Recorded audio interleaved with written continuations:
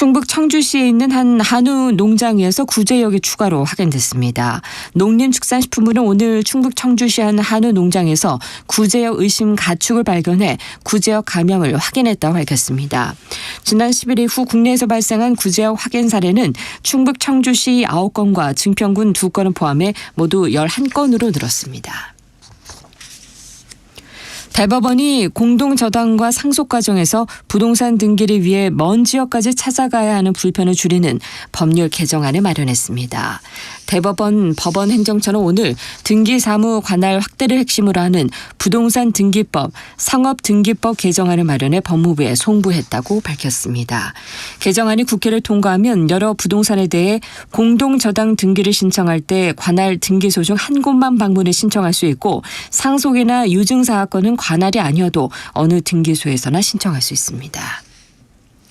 오늘 전국이 대체로 맑겠지만 강원 영동과 경북 북부 동해안에는 가끔 비가 오는 곳 있겠습니다. 내일 전국 대부분 지방에 가끔 구름만이 끼겠습니다. 내일 아침 기온은 서울 17도 등 전국이 11도에서 17도로 오늘보다 2도에서 7도가량 낮겠습니다. 내일 낮 최고 기온은 서울 26도 등 전국이 21도에서 30도 예상됩니다. KBS 제1라디오 4시 경제 뉴스를 마칩니다. 지금까지 아나운서 김윤지였습니다. KBS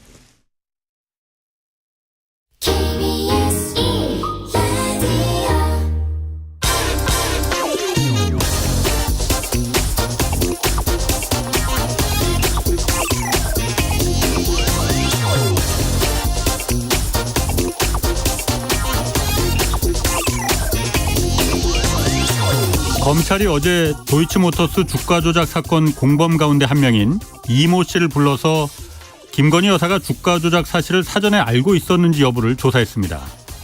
지난달에도 이른바 김건희 특검법 처리를 앞두고 주범인 권오수 전 도이치모터스 회장을 불러서 김건희 여사 가담 여부를 조사한 바 있습니다. 도이치모터스 주가 조작에 이 돈을 댄 이른바 쩐주는 김건희 여사 외에도 3명이 더 있습니다. 3명 모두 처음엔 주가 조작 사실을 모른 채 그냥 돈만 맡긴 것이라고 잡아댔지만 검찰이 소환해서 문자와 거래 내역 등 증거를 제시하자 모두 범행을 자백했습니다. 3명의 쩐주들은 모두 기소돼서 현재 재판을 받는 중입니다. 도이치모터스 주가 조작 수사가 시작된 지 벌써 3년이 넘었는데 왜 김건희 여사에게는 검찰이 직접 물어보지 않는지 의문입니다. 금융당국은 SG증권발 이 주가 조작 사태를 계기로 주가 조작 범죄를 막기 위한 특단의 조치를 마련 중이라고 합니다. 힘이 있든 없든 주가 조작은 반드시 중범죄로 처벌받는다는 것을 보여주는 것이 바로 특단의 조치입니다. 네, 경제와 정의를 다잡는 홍반장, 저는 KBS 기자 홍사훈입니다. 오늘까지 책 선물 이벤트 진행합니다.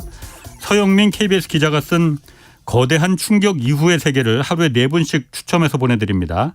탈세계화, 세계화의 변화가 한국에 던지는 도전 과제를 어떻게 바라보고 이겨낼 것인지를 담은 책, 이 거대한 충격 이후의 세계 받고 싶은 분은 짧은 문자 50원, 긴 문자 100원이 드는 샵 9730으로 이름, 연락처, 주소 보내주시면 됩니다.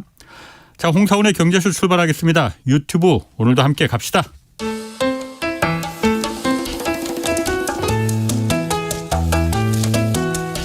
대한민국 최고의 경제 전문가만 모십니다. 어렵고 지루한 경제 프로그램은 거부합니다. 유익하고 재미있는 홍사훈의 경제쇼.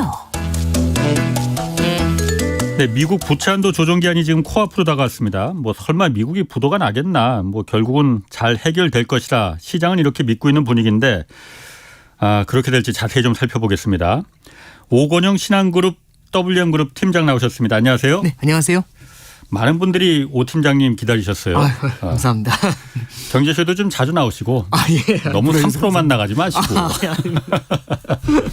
네.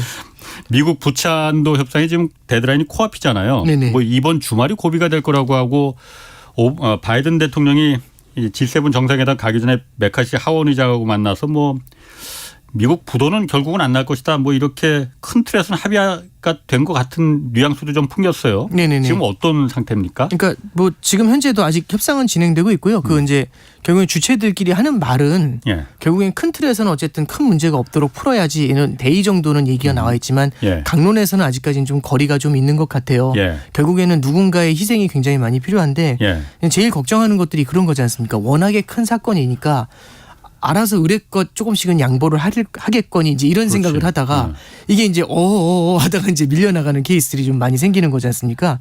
그래서 이제 공화당의 이제 일부 이제 익명의 이사 같은 경우는 얘기하고 있는 게 실제로는 그렇게 많이 거리가 좁혀진 것 같지는 않다. 강론에서는 물론 이제 각각의 뭐 건설적인 얘기가 나온다, 해결이 될 것이다 이렇게 얘기는 하고 있지만 예. 아직까지는 불안감을 완전히 좀 없애기에는 예. 조금 어렵지 않겠는가 현재는 그렇게는 좀 보고 있습니다. 지금 공화당이 이거 합의를 안 해주는 거는 네. 정부가 예산 지출, 재정 지출하는 걸 줄이라는 거잖아요. 특히 바이든의 핵심 정책인 그 인플레이션 감축법이나 이런 데 인프라 사업들 이걸 네네. 줄이라는 거잖아요. 네네네. 이거를 그러면은 바이든은 왜 안 줄여주는 겁니까? 일단 그거죠. 바이든 행정부에서 표방하고 있는 가장 대표적인 정책들에서 재정 정책이 나오게 되는데 예. 그 재정 정책의 핵심이 결국에는 부유층이라든지 아니면 큰 법인들에서 법인세를 갖다가 인상을 하고 예. 대신에 그 인상하는 것만큼 다른 쪽에서 재정 지출을 늘려준다는 건데 재정 지출은 결국에는 정부가 의도하는 곳에 타겟팅을 해가지고 그쪽으로 돈을 쏠아주는 거지 않습니까? 예. 예. 근데 이제 그 중에 대표적인 게 말씀하셨던 것처럼 인프라도 들어갈 수 있고 신재생 에너지도 들어갈 수 있고 예. 아니면은 복지 정책 같은 것들 예. 이런 것들이 들어가게 됩니다. 예. 근데 실제로 만약에 이쪽에 대한 재량 지출을 갖다가 줄여야 된다라고 한다면 예. 그리고 공화당이 그걸 압박하게 된다면 그렇게 해서 이런 정책들이 줄어들게 되지 않습니까? 예. 그럼 사실상 바이든 행정부가 표방했었던 그런 정책들이 상당 부분 많이 표류할 수밖에 없겠죠. 예. 그러면 사실상 4년을 두고서 대선이 내년에 이제 말에 있는데요. 그렇지. 예. 내년에 대선을 볼 때 사실 바이든 행정부에서 해놓은 뚜렷한 업적이 과연 무엇이냐라고 했었을 때 실제 가지고 있었던 그런 정책들, 표방했었던 정책들이 제대로 이루어진 게 없는 문제가 생겨날 수 있죠. 그래서 바이든 행정부 입장에서도 이게 쉽게 포기하기가 어려운 부분들일 겁니다. 예. 그래서 저는 좀 생각을 하는 게 이런 부분인 것 같아요. 이게 이제 당장 이게 통과가 되냐 안 되냐 이런 네. 쪽도 되게 중요하겠지만은 결국에 지금의 디폴트 자체로 해석하는 것보다는 방금 말씀하셨던 것처럼 과연 재정 지출이 가능하냐의 측면에서 봐야 되는 게 지금 현재 미국이 이 디폴트가 돈이 없어서 지불 여력이 없어서 무너지는 디폴트는 아니지 않습니까? 약간은 정쟁의 성격을 좀 많이 갖고 있죠. 돈도 다 떨어졌다면서요. 지금. 이제 부채를 얼마든지 낼 수 있는 국가니까요. 그래서 이제 부채 상한이라는 게 있는 나라가 거의 많지가 않습니다. 그렇지. 예, 예, 예. 그러다 보니까 이제 참 이 부채 상한이라는 것 자체를 없애야 되는 거 아니냐 이제 이런 얘기도 나오고 있고 옐런 재무장관도 이건 좀 회의적이다라고 표현하는 게 그런 케이스도 될 수가 있겠죠. 예. 참고로 지금의 이제 부채가 늘어난 이유 중에는 사실상 트럼프 행정부 당시에 올렸었던 그런 부채들도 상당히 많죠. 물론 예. 그때도 코로나라는 게 있었지만 예, 그래서 이제 부채 상한 자체에 대한 회의감이 좀 존재하는 게 있고요. 이게 어떻게 해서든지 문제는 해결될 것 같아요. 어디서 약간의 양보를 하더라도. 예. 근데 한 가지 확실한 거는 말씀해 주셨던 것처럼 결국에는 돈이 없는 거 아닙니까라고 질문 주셨잖아요. 결국에는요. 미국 정부가 굉장히 많은 빚을 지고 있다는 거는 변하지 않는 사실입니다. 그렇죠. 이게 예. 통과가 되든 통과가 되지 않든. 예. 그리고 그 부채가 생각보다 많이 과도하다는 것도 문제가 됩니다. 예. 그러면 이번에 문제가 됐기 때문에 향후에도요. 미국이 과연 지금과 같은 정부 재정 지출을 확확 이어갈 수 있겠느냐. 여기에 대해서는 굉장히 많은 회의감이 생겨날 수가 있고요. 예. 그리고 인플레이션이 지금처럼 남아있는 상태에서는 재정 지출에 발목을 묶는 그런 태클이 굉장히 많이 들어올 수가 있어요. 예. 그럼 재량적으로 정부 지출을 늘리면서 경기 부양에 나서줘야 되는데 네. 정부가 이런 쪽에서 계속해서 발목이 잡히게 되면은 예. 실제로 한번 잠깐 생각해 보죠. 실물 경제가 둔화가 됐었을 때 이 실물 경제를 추동해 줄 수 있는 그런 주체가 누구냐면은 첫 번째는 정부가 재정 지출을 할 수 있습니다. 예. 두 번째는 중앙은행이 금리를 인하할 수 있고요. 세 번째는 시중은행들이 대출을 늘려줄 수가 있습니다. 예. 근데 잠깐 보시면 시중은행들은 지금 은행 사태 때문에 대출해주기가 쉽지 않지 않습니까? 오히려 조이고 있잖아. 그렇죠. 그러면 정부하고 중앙은행인데 네. 정부가 재정 지출을 그럼 과거만큼 많이 늘려줄까? 저는 그냥 비단 이렇게 생각해봐도 될 것 같아요. 코로나 사태 때 보면은 정부가 거의 2년 동안에 걸쳐가지고 미국 행정부에서 5조 달러 가까운 부양책을 썼거든요. 그렇지. 예. 지금 그렇게 쓸 수 있을까? 저는 지금은 쉽지 않을 것 같아요. 그만큼 부채가 너무 많이 늘어나 있지 않습니까? 예. 인플레이션도 존재하고 그럼 정부도 지금은 과거보다는 추동하는 힘이 많이 약해졌을 것 같아요. 예. 그럼 중앙은행이 남지 않습니까? 그럼 중앙은행이 경기 부양을 위해서는 금리 인하를 해줘야 되는 이슈가 있겠죠. 예. 근데 지금 연준이 금리 인하를 고민할 수 있을까? 물론 시장에서는 피벗에 대한 기대감을 갖고 있는 건 맞지만 예. 아직도 인플레이션 압력이 높기 때문에 추가적인 금리 인상해야 되는 거 아니야? 이런 그 얘기 얘기들이 나오죠. 예. 그럼 정리 잠깐 해보면 예. 정부하고 중앙은행하고 시장이 있지 않습니까? 예. 은행이 있지 않습니까? 예. 지금 3주체에서 유동성 공급을 할 수 있는 곳들이 막혀버리는 문제가 생깁니다. 예. 그래서 저는 이제 지금 부채 한도에 관해서 아마 여러분들이 말씀을 해주셨지만 저는 오히려 그 이후를 잠깐 생각해 봤을 때는 예. 중장기적으로 이게 미국의 성장을 갖다가 둔화시키는 요인이 되지 않겠는가 그런 생각이 들고요. 과거에는 성장의 둔화가 나타날 때 밑을 딱 메워주면서 바로바로 탄력성 있게 위로 개선되는 모습을 보여줬다면 이번에는 그 힘은 좀 약할 것 같습니다. 그게 1번이고요. 예. 이제 하나 더 이제 말씀 너무 길게 드리는 것 같은데 아니요. 그런 약간 좀 예. 단기적인 관점에서 해결이 됐을 때는 이런 이슈는 있을 것 같습니다. 이게 지금 부채 한도 문제가 불거진 게 1월 달부터예요. 예. 그래서 한도에 거의 도달을 했거든요. 한도에 도달하게 되면은 한도를 넘어서면 안 되니까 미국 행정부가 갖고 있는 쌈짓돈 계좌가 있어요. 네, 있죠. 그거를 이제 중앙은행에. 예, 그렇죠. TGA 계좌라고 얘기를 하는데 예, 예. 뭐 이제 그게 뭐 약자가 중요하거나 그런 건 아닌데 그 TGA 계좌에 7천억 달러 정도가 원래 이렇게 잠겨 있어요. 예, 예. 그걸 쓰면서 지금 이제 예산을 쓰면서 버티는 겁니다. 그렇죠. 근데 지금 그게 한 1천억 달러 정도 남아 있습니다. 6월 중순에 세금을 거두면 6월 중순까지 조금 세수가 들어와가지고 그 계좌가 조금 더 늘어나긴 할 거거든요. 예. 근데 생각보다 아주 많이 늘어나진 않을 것 같고 그게 영원이 되는 순간이 이제 우리가 그 말하는 그 유명한 엑스데이트라고 얘기하는 거지 예. 않습니까? 부도나는 거. 예, 그렇습니다. 근데 뭐 일단 자 우리가 뭐 이런 거죠. 이 둘이 정쟁을 해가지고 이 변환급 정책에서 통과가 된다 안 된다 이런 걸 예측하기는 쉽지 않으니까 네. 일단 통과됐다라고 가정을 해보는 거죠. 그럼 통과되면 뭐가 일어나게 되냐면 첫 번째는요. 일단 TGA 쌈짓돈 계좌 이 쌈짓돈 계좌를 다 썼지 않습니까? 그렇지. 그럼 예. 다시 채워야죠. 아, 그거 다시 채워놔야 돼요? 채워야죠. 그럼 채우려면 어떻게 해야 되냐면 정부가 자금을 땡기려면 세금을 많이 걷거나 예. 아니면 국채를 발행해야 되는 일이 있지 아, 않습니까? 그렇죠. 세금을 많이 거둘 수가 없겠죠. 그러면 국채를 발행해야 되겠죠. 예, 그러면은 예. 단기 국채의 발행이 늘어날 가능성이 좀 있습니다. 이거는 어떤 영향을 주게 되냐면 실제로 국채의 발행이 늘어나게 되면서 국채의 공급이 늘어나니까 예. 당연히 돈을 많이 빌리려는 거지 그렇지. 않습니까? 예, 예. 그럼 돈에 대한 수요가 늘어나기 때문에 금리가 뛰는 현상이 나타날 수가 있습니다. 그래서 최근에 보면 어떤 일이 벌어지냐면 한 지난 이틀 동안 예. 이 메카시하고 바이든이 이제 G7 정상회담 떠날 때 해결할 것 같아요 얘기하고 메커시는 이제 공화당 예, 하원 네. 의장. 예. 공화당 하원 의장도 예. 어쨌든 해결은 될 겁니다. 뭐 예. 이런 얘기를 했잖아요. 그렇지. 그러니까 예. 시장에서 낙관론이 딱 팽겨 있잖아요. 예, 예. 그럼 자산 시장도 크게 뛰어오르긴 했지만 금리도 꽤 빠르게 뛰었습니다. 미국에 있는 장단기 금리가 한꺼번에 팍팍 뛰어올랐거든요. 단기 금리가 굉장히 많이 올라갔던데 네, 그렇죠. 보니까. 예, 단기 국채 금리가. 4.1을 훌쩍 넘어버렸죠. 아, 그게 그 이유구나 그러면. 네, 그렇습니다. 예. 그래서 예. 지금 이제 저는 조금 이제 보고 있는 게 뭐가 예. 있냐면 단기적으로는 이게 정부가 예. 자금을 여태까지 못 땡겼던 자금들을 좀 땡겨야 되는 이슈가 있기 때문에 예. 국채의 발행을 늘려야 될 수가 있어요. 예. 그러면 과도하게 내려와 있었던 금리가 한 차례 위로 올라오는 이슈가 생길 수는 있습니다. 예. 근데 이게 위로 뛰어 올라오면서 조금 많이 올라가게 됐을 때는 예. 이게 오히려 실물 경제나 아니면 자산 시장에는 조금은 부담 요인으로도 작용을 할 수가 있겠죠. 그래서 정리 잠깐 해드리면 제가 네. 뭐 말을 정확하게 해서 아니 단- 다 알아듣고 있어요 지금 예, 제가. 단기로 말씀을 드리면 예. 저는 이제 그래서 통과가 될지 안 될지는 우리가 한번 좀 더 지켜보시자 이제 이런 예. 말씀드린 거고요. 그러면 이제 여하간에 통과가 됐을 때는 그 이후에는 TGA 계좌부터 시작을 해가지고 못 늘렸던 부채를 늘려야 되기 때문에 자금을 땡기는 과정에서 금리가 뛸 수 있는 게 단기적인 요인이다라는 걸 말씀을 드렸고요. 중장기적으로는 재정 지출이 발목을 잡히게 됩니다. 재정 지출이 발목을 잡히게 되면 중장기적으로 미국의 성장 동력이 침체가 더 촉매제가 되겠네 그러면요. 그렇죠. 이제 촉매제라기보다는요. 침체가 나타났을 때는 정부가 재정 지출을 늘려주면서 밑을 이렇게 그렇지. 받쳐줘야 되잖아요. 예, 근데 예. 밑을 받쳐주는 이 쿠션이 예. 옛날에는 막 이게 되게 두터운 솜니불 같은 걸로 받쳐줬으면 예. 지금은 그냥 방석 하나 대주는 정도로밖에 받쳐주기가 어려워질 수가 있죠.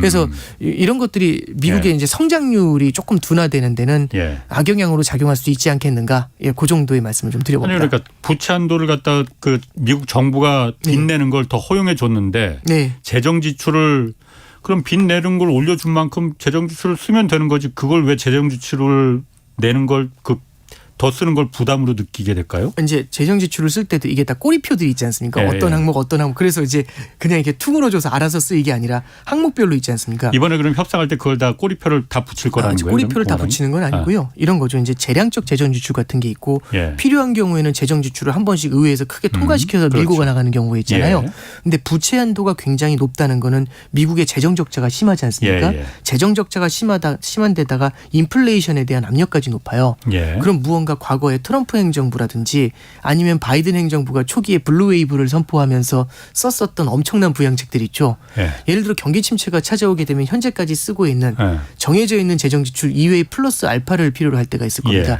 그 가능성이 굉장히 많이 낮아지게 될 것 같습니다. 예, 이렇게 됐을 때는 쿠션으로서의 역할이 줄어들 수가 있겠죠.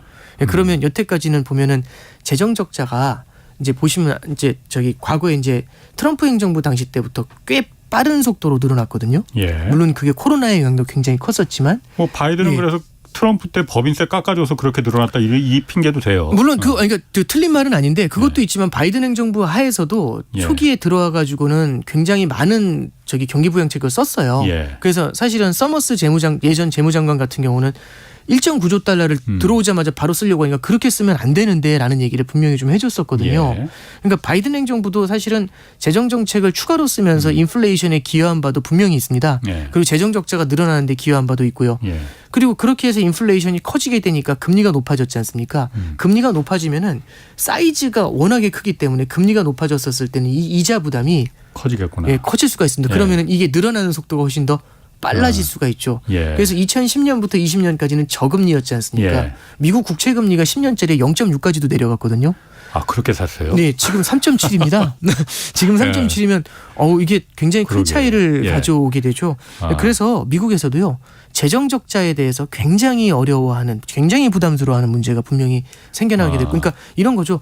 빚이 많이 없으면 뭐 저기 외식도 좀 하고 예. 돈도 좀 쓰지 않습니까? 그러면 그래 필요하면 좀 더 씁시다 이런 것들이 되는데 예. 이 향후에는 그런 것들이 좀 많이 발목을 잡히는 요인들이 생기지 않을까 생각은 좀 하고 있습니다. 그럼 이 통과됐을 때는 그 몇 가지 얘기를 해주셨어요. 네네. 그러니까 재정 지출도 좀 부담을 가질 거고 그다음에 네네. 단기 국채 금리 같은 것도 네네. 급격하게 올라갈 가능성이 있다라고 네. 얘기를 해주셨어요. 왜냐하면 미국 행정부가 지금 네. 끌어다 마이너스 통장까지 끌어다 쓴 거 다시 채워 넣어야 되니까. 네네네. 그런데 만약에 통과 안 되면은 이게 협상이 결렬되면 어떻게 뭐가 되는 거예요? 그러니까 이제 시장에서 가장 기대하는 거는 9월 달까지 연장이 되는 이런 케이스를 좀 생각을 하는 건데 예. 만약 9월까지 연장이 됐었을 때는 굉장히 지지부진하지 않습니까? 9월까지 연장이 될 수는 있어요. 지금 1,000억 달러 세금이 물론 들어오겠지만 1,000억 네. 달러밖에 안 남았다면서. 네, 이제 그렇게 해가지고 9월달에 근데 어떻게 되냐면 추가로 쓸 수 있는 재량 지출을 조금 더 확보한 다음에 9월까지 연장을 해버리게 되거든요. 예. 그래서 연장하는 거는 가능합니다. 어. 근데 연장하는 게 가능한데 그럼 불확실성을 안고서 계속 가잖아요. 그렇죠. 그럼 이런 게 굉장히 지지부진한 경기를 만들 수가 있어요. 예. 이런 거는 그렇게 좋은 건 아닙니다만 그래도 이제 만약에 협상이 결렬됐었을 때 그나마 그 중에서 가장 차선으로 선택할 수 있는 게 그런 거고요. 예. 그 연장하는 케이스가 있고 뭐 수정헌법 이런 얘기들이 나오는데 예. 당장 그쪽을 도입하진 않을 것 같아요. 아. 그쪽으로 가는 것보다는 좀 더 연장하는 그렇지. 방법을 고민할 거고요. 예. 만약에 이게 진짜 디폴트까지 이어져가지고 문제를 만들어낸다. 그럼 이제 이게 굉장히 뭐 다른 분들도 많이 말씀해 주셨겠지만 미국 국채에 대한 신뢰에 굉장히 큰 스크래치를 주게 됩니다. 그러면 예를 들어 달러에 대한 불신. 그런 것들도 생겨날 수가 있죠. 예. 그러니까 결국에는 달러는 미국 국채를 담보로 해서 그렇지. 찍혀 나오는 건데 예. 미국 국채에 대한 신뢰가 굉장히 부담스러워지면은 예. 사람들이 미국 국채를 많이 안 담으려고 하겠죠. 예. 예, 그러면은 미국 국채에 대한 수요가 줄어들게 되지 않습니까? 그럼 예전엔 너도 나도 저한테 돈을 빌려주려고 달려왔었는데 아무도 안 빌려주면 금리가 뛰어오르는 문제가 생깁니다. 예. 그러면은 앉은 자리에서 이 부채 문제 하나 때문에 미래에도 결국에는 미국이 부담해야 되는 이자 부담이 더 늘어나는데 그 이자 부담을 누가 해내는 거냐면 국민의 세금으로 계속 메우는 문제가 생기는 거죠. 예. 그리고 이제 두 번째는요. 미국 국채는 전 세계 안전자산의 레퍼런스 기준점입니다. 그렇죠. 중거점이죠. 예. 그러면 뭐가 문제냐면은 안전자산의 중거점을 얘가 딱 앵커링이 돼가지고 그러니까 결국엔 닻을 딱 내려놓고 기준을 잡아줘야 요걸 중심으로 해서 쌓아가지 않습니까? 예. 근데 얘가 흔들리는 겁니다. 마구 흔들리면 실제로 안전자산 기준이 흔들렸었을 때 생겨날 수 있는 각 그 금융시장에서의 가격 책정 이런 쪽도 한번 크게 휘청거릴 수가 있겠죠. 그래서 이게 주는 혼란은 그래서 옐런 재무장관이 이건 금융위기에 준할 것이다. 뭐 이런 이제 물론 이제 약간은 좀 과하게 얘기한 부분도 있겠지만은 금융시장에 주는 혼란이 상당히 클 수가 있습니다. 그래서 이제 이 미국의 부채 한도 문제가 생각보다 굉장히 큰 거고 너무 거대해서 깨뜨릴 수가 없으니까 양쪽이 알아서 양보할 거 아니야 하다가 지나가는 거죠. 가끔씩 그런 거 있잖아요. 굉장히 부담스럽고 그다음에 이제 뭐 군대 때도 그렇고 이제 어떤 뭐 모임 같은 거 할 때도 굉장히 부담스럽지만 중요한데 아무도 신경 안 쓰다가 사고 나는 케이스들 있지 않습니까? 그게 회색 코뿔소라는 게 그런 거 아니에요? 일종의 그런 케이스 중에 예. 방 안에 들어 있는 코끼리 뭐 이런 거죠. 있는데 아무도 신경 안 쓰는 거죠. 어떻게 잘 되겠지 뭐. 예, 그게 그러니까 사실 예. 여태까지 보면 그런 것들이 되게 항상 잘 풀려왔기 때문에 이번엔 누가 알아서 하겠지 이제 예. 이런 생각들이 좀 잠재돼 있는 것 같아요. 근데 예. 이번에는 사실은 좀 이제 아무래도 정치적인 이슈들하고 맞물려 있는 부분도 있고 인플레이션이라는 악재도 예. 있고 공화당도 사실은 칼을 갈았던 면들도 예. 있고 그리고 이제 이게 바이든 행정부가 생각하는 정책들을 갖다가 조금 좀 무력화시킬 수 있다라는 점도 있으니까 정치적인 이슈들도 좀 얽히고 설키면서 조금은 더 복잡하게 진행이 되고 있는 것 같습니다. 그러면은 네. 사실 그동안 러시아 우크라이나 전쟁 때도 그렇고 지금 미국 달러에 대한 불신이 계속 조금씩 높아가고 있는 거잖아요. 네네네. 그럼 이번에도 보면 전 세계가 다 보고 있을 거 아니에요. 미국 부채가 지금 저렇게 너무 많아서 네네. 부채를 더 올리는데도 지금 저렇게 힘이 드네. 네네. 저렇게 계속 빚을 내면은 달러라는 게 미국 국채라는 게 안전하겠나? 라는 생각이 물론 이번에 그러니까 한도 협상이 합의가 돼서 통과된다 하더라도 네네. 이런 지난한 과정을 어려운 과정을 다 지켜봤는데 네. 미국 국채, 미국 달러에 대해서 네. 의심의 눈길이 더 가지 않을까요? 네. 저는 이제 되게 중요한 질문을 해주셨다고 보고요. 의심의 눈길은 커지겠죠. 이제 그래서인지 한 2달 된 것 같아요. 옐런 재무장관이 있지 않습니까? 예. 옐런 재무장관이 어떤 연설에서 무슨 얘기를 하냐면 갑자기 막 연설을 하다가 갑자기 이제 무슨 얘기를 하냐면 미국 달러의 패권이 흔들릴 수 있다라고 얘기하는데 그런 징후는 없다 이제 이런 얘기를 하시더라고요. 예. 근데 이제 재무장관 정도 되는 분이 많은 전 세계 사람들이 듣는 데서 그런 얘기를 한다는 것 자체가 뭔가 신경 쓰는 게 있으니까 그 얘기를 한 거일 거지 않습니까? 아무런 이슈화가 안 되는데 그런 얘기를 하는 건 아니고 실제로 러시아 우크라이나 전쟁 이후에 최근 들어서 달러화 패권이 좀 흔들린다라는 얘기가 굉장히 많이 나옵니다. 예. 그리고 이제 그 이유가 아까 말씀하셨던 것처럼 러시아 우크라이나 전쟁도 있었고 오펙에서의 리더십이 사실은 미국의 리더십이 많이 흔들렸지 않습니까? 예. 이게 사실은 중동 국가들한테 미국의 리더십이라는 게 결국에는 페트로달러라고 해서 원유를 달러로 결제할 때 생길 수 있는 패권이 굉장히 강한 건데 예. 그게 이제 페트로 위안에 도전을 받는다 이제 이런 얘기가 나오고 예. 중동에서의 헤게모니를 많이 잃어버리는 모습들 예. 이런 것들이 이제 우려점으로 작용을 하고 있죠. 예. 게다가 이제 지금 말씀해 주셨던 것처럼 미국의 부채 한도 문제가 계속 이어지게 되면은 약간 그런 것 같아요. 아무리 훌륭하더라도 계속 실수를 하고 믿을 수 없는 행동을 계속하면서 당황스럽게 하면 저건 좀 아닌 것 같은데 이런 생각을 하게 되잖아요. 그렇지. 예, 그러면 이제 이 말씀하셨던 것처럼 패권에 대한 의구심이 생겨날 수가 있어요. 근데 이제 여기서 저는 확실하게 하나 좀 짚고 넘어가야 되는 이런 것 같습니다. 패권에 대한 의구심이 나타나면서 확 그냥 바뀐다 이게 아니라. 좀 줄여야겠네. 이거는 저는 충분히 가능한 얘기라고 생각을 해요. 그래서 외환보유고 국가들이 외환보유고의 다변화를 가져가는 거는 가능할 것 같습니다. 그걸 자극할 것이다. 이거는 오케이입니다. 외환보유고의 다변화는 결국에는 무언가 국가들이 해외 국가들이 달러라든지 이제 그 외국 통화를 벌었지 않습니까? 근데 나중에 대외 부채를 지급하기 위해서 자국의 통화만으로는 불안하니까 해외에 있는 통화들을 담아놔야 되거든요. 근데 더 불안한 통화를 담을 수는 없죠. 그래서 글로벌리 통용되는 국제 통화를 담으려고 노력을 해요. 근데 국제 통화다 기축 통화다 이걸 갖다가 정의를 내리는 게 굉장히 어렵지만 학문적인 정의까지 말씀드리기 어렵지만 이렇게 한번 생각을 해보죠. 국제 통화라는 거는 특정 국가 예를 들어 미국이라는 나라 이외에서도 미국 사람들이나 미국의 경제 주체가 개입하지 않은 상태에서도 그 나라 돈인 달러를 쓰면 이걸 국제 통화다라고 한번 생각을 해볼 수가 있겠죠. 그러니까 예를 들어 볼게요. 우리나라가 뭐 예를 들어 인도랑 교역을 합니다. 그러면은 이 둘이 교역을 할 때 인도가 원화를 받아줄까? 아니면은 우리가 인도 루피아를 받아줄까? 안 받아주죠. 서로 달러로 결해하려는 수요들이 생겨날 거지 않습니까? 그러면 한국과 인도가 교역을 하는데 달러로 일어나잖아요. 미국 이외의 지역에서도 달러에 대한 수요가 존재하는 거지 않습니까? 그리고 이제 금융거래도 보면은 사실 달러를 통해서 일어나는 대출 같은 것들도 많고 예. 스위프트망이라는 게 있습니다. 이건 달러 표시 결제망인데요. 예. 이 달러 결제망은 미국만 해당되는 게 아니라 우리나라가 인도로 송금 보낼 때나 그렇지. 우리나라가 뭐 헝가리로 송금 보낼 때도 예. 유로 송금도 되지만 달러 송금도 되잖아요. 예. 그때 그러면은 사실상 달러라는 게 따로 별도에서 이루어지는 면들이 있어요. 예. 그럼 우리가 무언가 대출을 갚는다든지 할 때 전 세계 금융의 그 파이낸스가 아니라 금융인데 대출이잖아요. 예. 전 세계 대출이 거의 7, 80%가 달러로 이루어지거든요. 그렇죠. 예. 그러면 나중에 이거 갚아야 되면 당연히 달러를 사서 갚아야 되지 않습니까? 예. 그럼 외환보유고에 어쩔 수 없이 달러를 쟁여놔야 돼요. 예. 그럼 이제 달러를 갖다가 이렇게 외환보유고에 쟁여놨는데 문제는 미국 국채도 되게 불안하고 그러면 이게 달러가 흔들릴 수 있지 않습니까? 예. 하나 더 말씀을 드리면 외환보유고를 갖고 있잖아요. 예. 이건 캐시로 그냥 다 안고서 있느냐 그게 아니라 물론이지. 예. 이걸 어딘가 금융상품에 담아야 되잖아요. 근데 그 규모가 크지 않습니까? 예. 그 규모가 크면 그걸 담아놓을 때가 마땅치가 않습니다. 그럼 어디다 담아야 되냐면 미국 국채에 담아야 되거든요. 그렇죠. 예. 이 하마처럼 이걸 소화해 줄 수 있는 게 미국 현지에 있는 국채 같은 겁니다. 예. 근데 말씀해 주셨던 것처럼 부채 한도 문제 이런 걸로 인해서 국채 가격이나 달러 자체의 변동성이 되게 높으면 와 이거는 이것만 갖고 있으면 위험한데? 라는 생각이 들 수가 있죠. 그러면은 이거 말고 유로를 좀 담을까? 내지는 위안화를 좀 담을까? 예. 이런 수요가 생겨나는 게 1번이고요.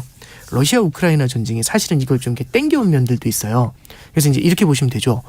러시아 우크라이나 전쟁이 터진 다음에 예. 러시아가 기름 장사를 엄청 해가지고 달러를 많이 벌었거든요. 예. 6천억 달러가 넘어요. 외환보유고가. 세계 4, 5위 합니다. 우리나라가 세계 9위인데 예. 4,200억 달러거든요. 예.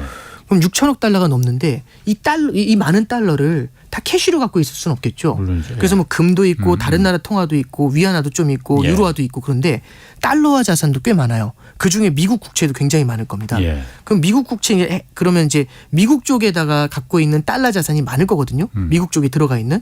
전쟁이 터진 다음에 미국이 군사 규제를 해버릴 수는 없으니까 군사 지원할 수는 없으니까 무기를 우크라이나에 지원해 주면서 금융 규제를 들어가잖아요. 동결을 시켜버렸죠. 그렇죠. 그래가지고 그 자산들을 다 동결을 시킨다는 게 예. 이게 쉬운 말로 하면 압류지 않습니까? 예. 그러면은 예를 들어서 6천억 달러 중에 절반이 예를 들어 미국에 있다. 어. 그게 다 그럼 3천억 달러가 압류거든요. 예. 3천억 달러가 작은 금액이 아닙니다. 물론 예. 근데 이제 그 다음에 이걸 이제 받지 않습니까? 근데 이제 그 다음에 미국에서 얘기하는 건 세컨더리 보이콧이라고 해서 미국, 중국, 러시아하고 어울리는 곳을 때리겠다 이거잖아요. 예. 똑같은 규제로. 예. 그럼 대표적인 케이스가 중국일 거지 않습니까? 음. 그럼 중국은 외환보유고가 3조 2천억 달러입니다. 미국 국채를 갖고 있는데. 근데 그게 미국 국채만 갖고 있는 게 아니라 다양한 자산을 갖고 있고 미국 국채를 1조 2천억 달러 가까이 갖고 있었죠. 근데 그러면 그중에서 상당 부분이 달러 표시 자산으로 예. 미국에 있는데 만약에 둘 간의 분쟁이 생겨서 미국이 이거 동결 그러면 1조 2조 달러가 동결이 되면 우리나라 GDP가 동결되는 겁니다. 그러면 이제 그런 걸 만약 다른 나라들이 바라보면 예. 미국하고의 관계가 틀어지는 순간 동결이 돼 버린다라는 생각이 들잖아요. 예. 그래서 이제 중국이 이제 어떤 걸 작년 중반 정도에 어떤 얘기가 나오냐면 기사에서 언론 보도에서 나온 게 조금씩 이 달러 표시 자산을 갖다 줄이자라는 얘기가 나오고 있고 지금 중국이 미국 국채 보유를 1조 달러가 훨씬 넘게 갖고 있다가 지금 9천억 달러까지 줄였고요. 원래는 세계 1위의 미국 국채 보유국이었다가 지금 그 지위를 일본에 넘겨줬습니다. 예. 예, 그러니까 이제 조금씩 줄여나가고 있죠. 중국도. 그리고 다른 국가들도 만약에 그런 일들이 계속해서 벌어지게 되면 달러만 갖고 있으면 또 마찬가지로 하나로 몰리는 리스크가 있으니까 줄이자 하면 이 케이스에서는 달러에 대한 수요가 조금씩 줄어드는 문제가 생길 겁니다. 그럼 간단하게 말씀드리면 달러의 패권이 도전을 받는다. 달러에 대한 수요가 조금씩 줄어든다. 이거는 오케이인 것 같습니다.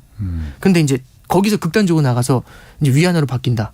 그거는 그거는 쉽지가 않은 케이스죠. 이 왜 그러냐면 일단 한 국가가 패권 통화, 기축 통화가 되려면 이 패권 통화, 기축 통화는 정해지는 게 아닙니다. 오늘부터 위안화 이렇게 찍는 게 아니고 이 스며드는 젖어들어야 되는 거거든요. 이게 많은 사람들이 써야지 예. 기축 통화가 되지 않습니까? 많은 사람들이 쓰려면 이게 좀 복잡한 개념이긴 합니다만 이 딜레마가 있어요. 아주 어려운 시험을 하나 통과해야 되는데 이 트리핀의 딜레마라는 게 있습니다. 예. 이 잠깐 말씀드리면 이게 기축 통화가 되려면 통화에 신뢰가 있어야 되지 않습니까? 그렇죠. 그럼 통화를 많이 발행하면 안 됩니다. 많이 찍어버리면 이 통화의 신뢰가 그렇지. 줄어들 거지 않습니까? 예. 예. 그리고 기축 통화가 되려면 많은 사람들이 전 세계에서 써야 되지 않습니까? 그렇죠. 그럼 통화를 많이 발행해야 됩니다. 예. 그러니까 그 서로 상반되네. 그렇죠. 예. 통화가 많아야 되는데 신뢰도가 높아야 되거든요. 그리고 이제 문제가 뭐냐면 그럼 해외로 통화가 많이 나가려면 이 국가가 무역 적자를 겪어야 됩니다. 그렇죠. 예. 적자를 겪어야 해외로 나가는데 적자가 큰 국가는 불안하잖아요. 예. 그럼 신뢰가 떨어집니다. 예. 그래서 딜레마거든요. 아하. 근데 지금 참고로 말씀드리면은 무역 적자를 미국만큼 크게 기록을 하면서 전 세계 달러를 퍼뜨릴 수 있는 국가가 있는가? 이게 쉽지가 않아요. 미국밖에 없죠. 중국은 참고로 말씀드리면 무역 흑자가 강한 그렇죠. 편이죠. 예. 이제 두 번째 말씀드리면 너무 많은 사람들이 미국 달러 아래 흠뻑 젖어 있잖아요. 예. 양적 완화라는 게 참 예. 독특한 것 같아요. 이 달러 패권이라는 게 참 신기한 게 양적 완화라는 걸 하면서 어마어마한 달러를 풀었지 않습니까? 예. 이게 전 세계 곳곳에 전 세계 자산으로 흘러나갑니다. 그러면 이지머니라고 해가지고 미국에서 돈을 빌리는 달러 대출의 금리가 워낙 싸니까 달러 대출에 대한 수요가 늘어나니까 지금 달러 표시 부채가 사상 최대치로 증가하거든요. 예. 그럼 달러 표시 부채가 늘었다는 얘기는 달러를 사서 나중에 갚아야 된다는 얘기잖아요. 그렇죠. 예. 달러 표시 부채가 있다는 건 잠재적으로 그만큼 달러에 대한 수요가 있다는 겁니다. 그럼 달러가 공급돼서 쏟아져 나갈 때는 달러가 빨리 약세를 보이겠지만 나중에 불안해졌을 때는 이 달러 부채를 갚아야 되기 때문에 달러에 대한 수요가 다시 역설적으로 늘어나죠. 예. 늘어날 수가 있죠. 예. 그래서요. 이게 참 이 양적 완화라는 걸 거치면서 달러의 패권이 사라진다라고 생각을 할 수 있지만 예. 뒤집어 말하면은 달러를 갖다가 더 많이 살 수밖에 없는 새로운 수요를 만들어내는 그런 케이스가 되죠. 그래서요. 무언가 대체가 되려면 예. 대안이 있어야 됩니다. 예. 대안이 존재해야 되는데 예. 여태까지 그 대안을 찾지는 못했죠. 그리고 참고로 이제 중국이 대안이 될 수 있는가? 그러려면 일단 앞서 말씀드린 것처럼 중국이 무역 적자국이 돼줘야 되죠. 그래서 이제 뭐 소비대국 이런 얘기를 하고 있지 않습니까? 근데 아직까지는 미국의 그것에 비할 바는 아닌 것 같고요. 물론이죠. 예. 그래서 뭐 간단하게 말씀드리면 달러 패권이 도전을 받으면서 그 포지션이 조금씩 줄어드는 건 오케이 가능할 것 같습니다. 그런데 이게 뭐 이제 변화가 나타난다거나 이럴 가능성은 굉장히 낮지 않을까 그렇게 생각하고 있습니다. 그러니까 중국도 네, 위안화가 전 세계 단일 기축 통화로 되는 거는 원하지는 않는 것 같아요. 네. 다만 워낙 달러에 대해서 달러의 이른바 그 횡포라고 할까? 네. 너무 그 극심하니 그 피해를 많은 나라들이 보니 달러를 전 세계 단일 기축 통화로 만들지 말고 네. 다극화 체제, 네네. 유로화, 위안화, 엔화 네. 뭐 원화도 들어가면 좋겠고 네네. 여러 가지 통화가 몇 개 통화가 공통적으로 좀 골고루 20%씩 나눠서 이렇게 쓸 수 있게끔 네네네. 그래서 국제 결제도 하고 상품으로도 금융 상품으로도 그게 통용이 되고 네. 이런 상황을 그 원하는 거 아닌가. 아, 근데 이제 뭐 당연히 물론 그렇게, 미국은 네. 가장 그걸 두려워하겠죠. 네. 이제 그게 이제 옛날에도 브레턴 우즈 체제 처음 시작할 때도 이제 영국의 이제 케인즈라는 경제학자하고 예. 미국의 화이트라는 사람들이 그런 비슷한 얘기들로 이제 싸웠었죠. 예. 그러니까 어느 한쪽으로 힘이 쏠려나가 어느 하나의 통화에 힘이 쏠리는 게 예. 굉장히 부담스러웠던 건데요. 그냥 참고로 하나 좀 이런 말씀을 드려보면은 결국에는요. 전 세계에서 소비를 하면서 무역 적자를 가장 크게 내주고 있지 않습니까? 예, 미국이. 예, 그렇죠. 예. 그리고 전 세계에서 금융시장이 가장 크지 않습니까? 예. 금융시장이 크다는 건 뭘 의미하냐면 달러를 아무리 갖고 있어도 이 달러를 담아놓을 무언가 그릇이 있다는 겁니다. 금융자산 그릇. 그렇지. 근데 참고로 하나 말씀드리면 중국은 금융시장이 아직 폐쇄적입니다. 그렇죠. 예. 그러니까 그걸 어려운 말로 태환이 잘 안 되는 문제가 있다라고 얘기를 하는데 예. 그게 중요한 게 아니라 그러면 우리가 무역을 통해 가지고 어마어마한 위안화를 갖고 있다고 해보죠. 이걸 어디다 담아놓을까요? 그럼 담아놓을 곳이 없죠. 그래서 실제로 달러를 보유했었을 때 가입할 수 있는 금융상품, 위안화를 갖고 있었을 때 그 위안화로 담아놓을 수 있는 금융상품 생각해 보면 많지가 않을 때가 있습니다. 그래서 금융시장에 커지는 것들도 되게 중요하고요. 금융시장의 개방이 일어나서 자본 거래가 자유로워지고 그 두 번째는 거대한 소비대국이 돼가지고 다른 나라의 물건을 사줄 수도 있고 그렇게 해서 이 돈이 풀려 나오는 것들 이런 것들이 기축통화로서의 포지션을 차지할 때 굉장히 중요한 거고 이게 정해지는 게 아니라 자연스럽게 그렇게 만들어 가지는 거죠. 물론 자연스럽게 만들어 가지도록 그렇게 이제 방향을 잡아나가는 거는 사람들이 하는 역할이겠지만요. 그럼 중국 입장에서는 네네.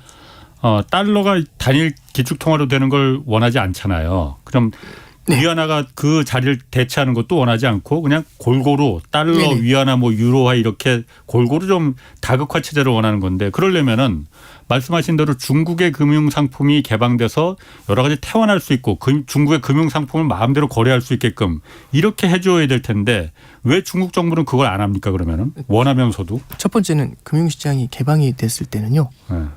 돈이 들어올 수도 있지만 한 번에 확 나간다 이거죠. 나갈 수도 있습니다. 아. 실제로 2014년 15년에 예. 중국 이제 시진핑이 13년에 들어오잖아요. 예. 그러면서 이제 그때 후강통이라고 해가지고 중국이 금융시장을 열어젖히면서 소비 쪽으로 탁 전환하려고 했었어요. 예. 그러다 이제 15년도에 한번 중국에서 거대한 자본 유출에 대한 두려움이 예. 있었죠. 그때 중국이 뭐 무너진다 이런 얘기들도 나왔어요. 예, 예. 물론 중국이 그렇게 허약한 국가는 아니었지만 예. 그때 당시에도 한번 휘청거렸었던 적이 있습니다. 지금 중국 같은 경우는 부채 문제가 여전히 심각하죠. 예. 이런 상태에서 금융시장을 갖다가 확 개선 이게 열어버리잖아요. 이랬을 때 나타나는 문제점들이 굉장히 클 수가 있습니다. 예. 그게 오히려 자본 유출을 만들거나 예. 아니면 반대편에서 위안화 같이 급락을 만들어버리는 문제도 생길 수가 있죠. 예. 그래서 지금은 자본 계정을 갖다가 닫아놓은 상태예요. 제한적으로 열어놓고 있거든요. 그러면 지금 같은 경우는 예를 들어 미국이 금리를 올리더라도 예. 중국은 금리를 낮게 유지하면서 부채 문제를 억누를 수가 있지 않습니까? 예. 자본시장을 개방해버리면 미국의 금리가 높을 때는 중국도 마찬가지로 뭐라고 해야 되지 이제 맞불을 놔야 되는 문제가 생기죠. 개방을 하더라도요.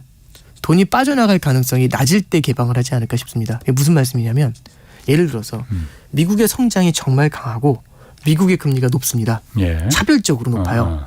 근데 중국의 상황이 어려워요. 그런 상태에서 개방을 하면 돈이 나갈 한 가능성이 방에 가지고. 높아지겠죠. 예. 그럼 언제 개방할 수 있냐면 미국의 성장이 둔화가 되고 예. 미국의 금리가 낮아지면 예. 이때는 그리고 이제 상대적으로 만약에 중국이 중국의 만약- 경기 사이클이 좋다라고 한다면 그럴지는 모르겠지만 그럼 그럴 때는 개방을 했었을 때 부담이 상대적으로 예. 줄어들 수가 있겠죠. 그리고 예. 이 계정이 워낙에 크기 때문에 개방을 하더라도 단계적으로 해나가겠죠. 그래서 실제로 중국도 개방을 안 하는 게 아니고요. 예. 아마 이제 나중에 안유아 박사님이나 이제 전병서 교수님이 이제 한번 초빙해 주셔서 여쭤보시면 아마 예. 굉장히 많은 답을 주실 텐데 굉장히 많은 작업들을 하고 있습니다. 그래서 이제 뭐 실제로 채권 거래나 이런 것들을 조금씩 개방한다든가 예. 외환 거래를 조금 더 자유롭게 한다거나 이게 젠걸음이라는 표현이 맞는 것 같아요. 예. 계속해서 그건 해나가고 있고요. 예. 다만 이제 이게 전면적으로 선진국 레벨로 변화를 하려면 금리 개혁부터 시작해서 굉장히 가야 할 길이 아직은 먼 편입니다. 네. 그 이런 경우는 없을까요? 그러니까 지금 부채한도 협상 오늘 이 얘기하다 시간 다 버렸네. 부채한도 협상 요거 하나만. 예. 지금 바이든 대통령도 그렇고 공화당도 그렇고 서로 양쪽이 서로 당신들이 먼저 양보해라. 그럼 우리가 통과해 줄게라고 하고 있는 거잖아요. 네네. 칼자루는 이게 어차피 한도가 안 되면은 미국이 굉장히 어려워지는 거잖아요. 한도 네. 협상이 통과가 안 되면은. 네네. 그러면은 공화당이 약자인 입장 아니에요? 그러니까 바이든 대통령이 칼자루는 쥐고 있는 거 아니에요? 그러니까 아이고 안 하려면 안 해봐. 그러면 당장 내년 대선인데 미국 부도나봐. 그러면은 미국 국민들이 누구를 더 지지할지 공화당이 잘했다고 할 것 같아? 그렇게 생각할 것 같은데 그러면은 어차피 지금 바이든이 원하는 대로 네. 인플레이션 감축법이나 이런 재정 지출은 다 원하는 대로 다 하기로 하고 공화당이 일방적으로 그냥 아예 알아서 하고 도장 찍어주는 거 그 상황으로 가는 거 아닐까? 그러니까 저는 그러니까 이게 2011년도 같은 경우는 오바마 그런 때. 오바마 대통령 당시에 2012년에도 롬니하고 오바마가 이제 붙은 적이 있거든요. 예. 이제 그때 당시로 봤었을 때는 그때 당시 프레임워크는 예. 약간 공화당이 생떼 부리면서 합의를 안 해줘서 예. 미국 경제를 담보로 해서 벼랑 끝 외교를 하고 있는 거 아니냐, 벼랑 끝 협상을 하고 있는 거 아니냐, 이제 이런 이미지를 줬는데 예. 이번에는 이제 메카시 하원에서는요, 예. 먼저 이게 한도를 1.5조 달러 정도 올려줄 테니까 예. 이거 감축해서 우리 이게 인플레이션 문제도 있고 하니까 라이트하게 갑시다. 재정 잘 지킵시다. 이제 이래서 이게 오퍼를 넣은 상태예요. 먼저 예, 그래서 그럴까봐 예. 2011년도 꼴이 날까봐. 예, 그거하고는 좀 다른 구조거든요. 그래서 이제 말씀하셨던 것처럼 칼자루를 누가 쥐고 있다. 만약 쥐고 있었다면 이렇게 끌려가지 않았겠죠. 그래서 누가 쥐고 있다 이런 것들보다도 지금은 어느 정도는 대등하게 협상이 일어나는 것 같고요. 예. 이제 뭐 앞서 말씀드렸던 것처럼 그냥 뭐 뻥하다 지나가는 것보다도 만약에 진짜 문제가 된다라고 하면은 일정 부분 지출을 갖다가 늘려주는 한도 내에서 뭐 9월로 연기한다든지 이런 쪽으로는 풀려나갈 수 있을 것 같습니다. 근데 어쨌든 대전제는 해결이 돼야죠. 네. 참 그 큰 국가가 전 세계 모범이 돼야 되는 국가가 그러면 안 되죠. 요즘 그런데 하도 불확실성이 커갖고 네네. 이것도 사실 뭐 어떻게 결국은 서로 도장 찍어주겠지 하는데 오 하다가 그야말로 이렇게 쟤네가 먼저 양보할 거야 아니면 아니야 쟤네들이 먼저 양보할 거야 이러다가 그야말로 그 사고가 터지는 거 아닐까 뭐 그 생각도 좀 들긴 들어요. 네네네. 자 금리 얘기도 좀 해볼게요. 그러니까. 금리요. 예. 미국 우리나라는 이제 다음 주 목요일 날 이제 기준금리 결정된다고 하고 네네. 이때는 지금 뭐 동결될 거라 3.5%로 그냥 동결될 거라는 가능성이 뭐 네, 거의 유망하더라고요. 그렇게 보고 있습니다. 네. 미국은 그런데 미국은 지금 금리 한 번 더 올릴 가능성이 있다 이 얘기가 솔솔 나오는 것 같아요. 네네네. 그러면 한국하고 금리 그 기준금리 차가 더 벌어지는데 네네. 괜찮은가? 미국에서는 지금 금리 뭐 이제 동결한다고 그때 파월 연준 의장이 그 비슷하게 말했잖아요. 예. 금리 인상에 이제 끝났다고. 네네. 왜 다시 올린다는 얘기 왜 또 나오는 거예요? 이게 이제 자산 가격도 워낙에 뜨겁고요. 예. 그다음에 기대 인플레이션이 올라오고 있습니다. 다시. 또? 근데 참 그런 것 같아요. 뭐냐면 속이 안 좋은 거죠. 근데 속이 안 좋은 이유가 예. 너무 청양고추를 너무 많이 먹는 거예요. 예. 속이 안 좋아가지고. 그래서 이제 속이 탈이 크게 난 겁니다. 예. 그래서 이제 의사 선생님인데 저를 묶어놓고서 청양고추를 못 먹게 하고 예. 그냥 이렇게 흰 쌀죽만 주신 거죠. 그랬더니 예. 나아진 거예요. 그래서 이제 말씀하신 거죠. 이제 퇴원하셔도 됩니다. 그 다음 날부터 뭐 했을까요, 제가? 바로 나가자마자 또 먹어요? 또 먹었죠. 그럼 탈이 나서 올라오죠. 예. 되게 빠르게 올라오는 것 같아요. 그러니까 뭐냐면 이게 인플레이션을 잡았다 싶어서 인플레이션한테 이긴 것 같다라고 생각을 하는 순간 예. 승리를 선언하면서 너무 자산시장이 빠르게 올라오고 연준이 금리를 내릴 거야라는 그런 기대감이 생기니까 이 기대 인플레이션이 생각보다 눌러놨던 게 또 튀고 무슨 두더지 게임하는 것처럼 이렇게 올라오고 그러거든요. 이제 그럼 여기서 이제 우리가 좀 하나 볼 수 있는 건 뭐냐면은 미국 같은 경우도 꽤 눌러놨다고 생각했는데 아직까지도 기대 인플레이션이 세게 올라오고 예. 근원 소비자 물가 지수 같은 경우는 에너지 가격을 제외하면 아직도 탄탄한 그렇죠. 편이거든요. 예, 예. 그러면 이걸 갖다가 여기서 만약 후퇴를 하게 되면 예를 들어 이런 거죠. 전쟁을 제대로 끝내지 않고 중간에 후퇴하면 다시 거기가 그 지역을 뺏길 수가 있지 않습니까? 예. 이런 느낌을 좀 많이 받는 것 같아요. 그러면 가장 좋은 방법은 장기간 동안 높은 금리를 유지하면서 흔들어 놔야지 이렇게 얘기하는 방법도 있고 예. 반대로 울음장을 놓으면서 장기간 이 높은 금리를 유지할 거라는 말을 넘어서 예. 더 올릴 수 있어. 이렇게 얘기하면 약간은 좀 그 파괴력이 더 높아질 수가 있죠. 그래서 아직까지는 으름장의 레벨이 조금 더 큰 것 같아요. 그런데 저도 이제 오늘 새벽이죠. 오늘 새벽에 그 두 사람이 나와서 코멘트를 해준 게 있어요. 첫 번째는 이제 블라드라는 사람이 있습니다. 이 블라드가 이제 세인트루이스 연은의 총재인데 이 사람은 원래 워낙 매파잖아요. 워낙에 매파로 유명하잖아요. 계속 올려야 된다고. 근데 이제 이 사람이 이번에 얘기한 게 조금 독특한 단어를 많이 써서요. 예. 좀 깜짝 놀랐습니다만 어떤 단어를 썼냐면 이제 두 가지 표현을 썼어요. 첫 번째는 예방적 금리 인하를 해야 된다. 예방적 금리 인상을 해야 된다는 얘기를 합니다. 예. 보험적 예방적. 이게 무슨 얘기냐면 이게 혹시 어떻게 될지 모르니까 한 번 더 인상을 해놓는 게 좋을 것 같다. 그러면 예방 주사 놔야 된다는 얘기죠. 보험. 예, 이거를 그럴듯하네. 예, 예. 블라드가 이 얘기를 언제 했냐면 2019년에 한 번 한 적이 있어요. 2019년에 뭐라고 했냐면 중국하고 유럽 경제가 안 좋아서 미국 경제도 안 좋아질 수 있다. 예. 그러니까 이걸 갖다 사전에 예방적으로 금리 인하를 하자고 한 적이 있어요. 그때는. 예, 그래서 예. 보험적인 금리 인하를 19년도에 3번 한 적이 있습니다. 예. 그때 이제 블라드가 거의 선두에 섰었거든요. 예. 그래서 그때 당시에는 블라드가 왕비둘기 막 이런 평가가 있었어요. 근데 지금은 예방적 금리 인상을 한다는 얘기를 하는데 이게 이제 어떤 의미가 되냐면 예전에는 물가가 나타나는 그 지표를 보고 대응을 하잖아요. 예. 근데 이제 지금은 이 인플레이션이라는 거를 선제적으로 대응을 하겠다라는 느낌을 조금은 주는 것 같아요. 그래서 예방적이라는 표현을 봤었을 때 블라드가 생각보다는 좀 진지하게 고민하고 있구나라는 생각을 좀 하나 했고요. 두 번째는 이제 어떤 얘기를 하냐면 이런 표현을 쓰더라고요. 70년대의 위험이 굉장히 커지고 있다라는 표현을 써요. 1970년대의 물가가 한 번 높아져서 계속 높았던 게 아니라 높았다 낮았다 높았다 낮았다 높았다 낮았다 이랬거든요. 이게 왜 그랬냐면 아까 말씀드렸던 것처럼 물가가 올라올 때는 연준이 금리를 올려가지고 눌렀어요. 눌리는 게 보이자마자 금리를 낮췄더니 다시 튀어요. 예. 그래서 다시 올렸더니 또 눌려요. 눌리는 걸 보자마자 금리를 낮췄더니 또 튀어요. 그래서 맨 끝에 이제 볼커라는 사람이 등장해서 고금리를 한참 유지해서 이 물가를 없애버린 거거든요. 예. 그러니까 이제 말씀드리고 싶은 거는 이 70년대처럼 가다서다를 반복하니까 오히려 이 정책이 효과를 못 발휘하는 거 아니냐. 그래서 연준이 물가를 잡겠다는 의지를 제대로 기준 잡고 가려면 한 차례 기준금리 인상이 더 필요하다라고 굉장히 강하게 피력하더라고요. 그래서 저는 보험적 금리 인상이라는 표현과 방금 말씀해드렸던 것처럼 70년대를 회자시키는 그 표현을 보면서 이 사람이 생각보다 이를 악물었다라는 느낌을 좀 첫 번째는 받았고 예. 근데 여기까지만 들으시면은 블라드가 블라드 했다 이제 이런 느낌인 거잖아요. 매파가 매파다 뭐 그런 얘기 한 게 뭐가 문제냐 이렇게 이제 생각하실 수도 있는데 또 다른 한 명 이제 로리 로건이라는 사람이 있어요. 댈러스 연방준비제도의 그 총재입니다. 그 대표인데 이제 예. 이분이 이제 작년에 이제 그 댈러스 연은 총재가 되셨는데 이분이 원래는 약간 좀 중도파예요. 예. 그래서 이제 어떤 표현까지 썼냐면 올해 초에는 지금 우리는 아주 안개가 자욱하게 낀 곳을 운전하고 있다. 그 시골길을. 그럼 빨리 가야 될까 천천히 가야 될까 이런 얘기를 하는 거죠. 천천히 가야죠. 천천히 가야죠. 이 논두렁인지 잠깐 섰다 늪인지 알 가야지. 수가 없잖아요. 예. 예. 그러니까 이제 천천히 가야 된다는 그런 예. 표현을 먼저 쓰면서 매파들이 아직까지도 힘을 갖고 있을 때 굉장히 중도파적인 모습을 좀 보였었거든요.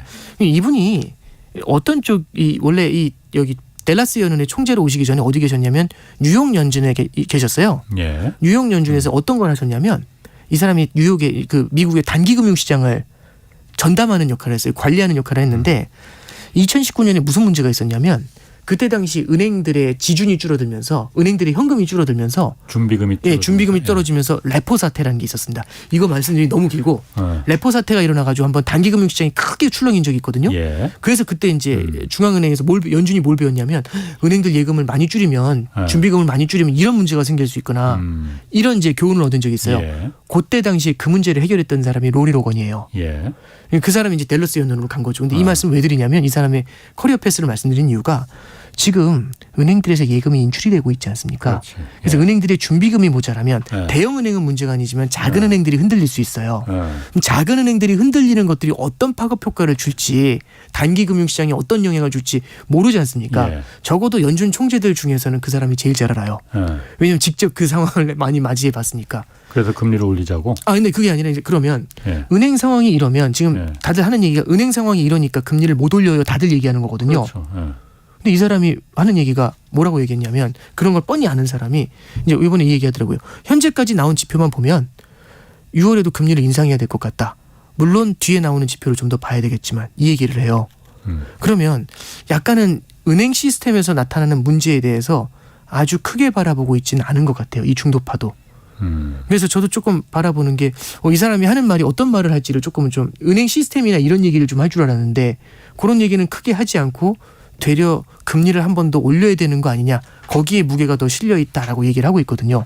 그 점이 저는 조금은 좀 놀랐어요. 그래서 이제 정리해서 잠깐 말씀을 드리면 뭐 아직까지는 선언적인 모습들이 좀 나타나는 것일 수도 있겠지만 기대 인플레이션이 올라오는 걸 보면서 추가적인 금리 인상의 가능성을 열어두고 이걸 통해 가지고 시장에서 나타날 수 있는 인플레이션이 다시 준동하는 심리들 이거를 한번은 좀 견제구를 던지고 싶은 그런 모습은 좀 보이는 것 같습니다. 그래서 가능성을 완전히 닫고 가는 것들보다도 조금은 좀 금리 인상의 가능성들도 마찬가지로 약간은 좀 열어두고 보시는 게 필요하지 않겠나 싶어요. 그러니까 그 양반이 왜 올려야 되는지 그거 궁금하긴 한데 지금 시간이 없어서 그거는 네. 다음에 물어보기로 하고 네네. 만약 미국이 6월에 한 번 더 올린다면은 네네. 우리나라 그럼 2%포인트 차이가 되는 거잖아요. 기준금리 네, 그렇죠. 차이가. 예. 너무 많이 벌어지는 거 아니에요 그러면은? 뭐 이제 1.5나 1.75나 2.0이나 부담되는 건 다 마찬가지죠. 근데 이제 이런 것 같아요. 그러니까 결국에는 가장 두려운 거는 예. 미국의 금리가 높은데 우리나라 금리가 낮으면 자본의 유출이 일어나는 게 문제잖아요. 예. 그럼 자본의 유출이 일어나는 거를 그 외국인 투자자라면 그 자본의 유출이 일어나고 있다는 걸 알면 나도 나가고 싶을 겁니다. 예. 그럼 한꺼번에 몰려서 한꺼번에 빠져나가는 문제가 생기는 예. 거니까 예. 일종의 엑소더스가 나타나는 거죠. 그러면 이제 자본 유출의 시그널을 어디서 볼 수 있느냐. 예. 금리 차가 벌어졌으니까 자본 유출이 일어난다. 이게 아니라 예. 그럼 자본 유출이 일어날 때 뭔가 시그널이 나타날 거 아니에요. 그럼 어디서 나타날까? 주식시장에서의 외국인 매도일까? 채권시장에서 외국인 매도일까? 뭔진 모르겠지만 결국에 끝자락에 뭐가 존재하냐면 어떻게든 팔아놓은 원화 자산을 예. 받은 원화를 다 팔고 달러를 사서 나가야 될 거지 않습니까? 예. 그럼 결국에는 이 환율. 깔때기처럼 환율로 몰리는 겁니다. 이 환율이라는 이 좁은 파이프라인을 통해 가지고 나갈 거지 않습니까?